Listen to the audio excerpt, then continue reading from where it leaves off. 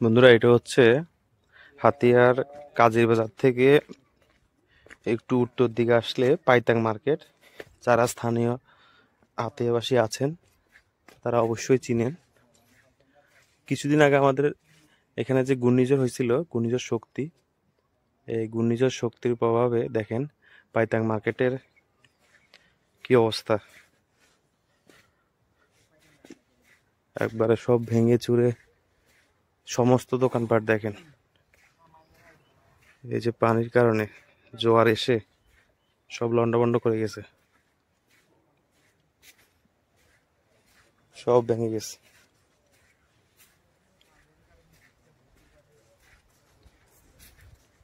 এই যে দোকানের যে বিটাগুলো আছে দেখেন, এগুলো আর কিছুক্ষণ হয়তো বা আর একদিন দিন পানি আসলে, জোয়ার আসলে কিন্তু এগুলো পড়ে যাইতো সব। এই ভাঙা জিনিসগুলো দেখলেই বোঝা যায় কি পরিমাণ বন্যার ক্ষতিকর প্রভাবটা। দেখেন কি পরিমাণের ক্ষয়ক্ষতি হয়েছে। আসলে বন্যার সময় যে ক্ষয়ক্ষতি হয় না এমনটা না, নদী কূলবর্তী এলাকায় কিন্তু প্রচুর ক্ষয়ক্ষতি হয়।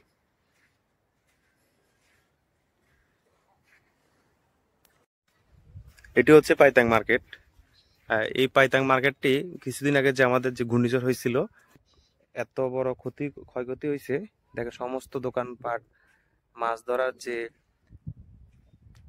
জায়গাগুলো ছিল, হ্যাঁ, মাছের যে কোলেস্টার বলে বা যেখানে মাছ ধরে এনে রাখা হতো, সব ভেঙে গেছে। একবার সকল অবস্থা খারাপ।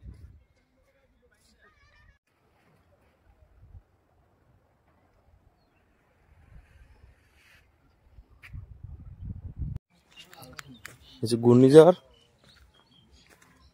ঘূর্ণিঝড় শক্তির কারণে আমাদের যে পাইতাক মার্কেট আছে, এটা একবারে ভেঙে টেঙে সব শেষ।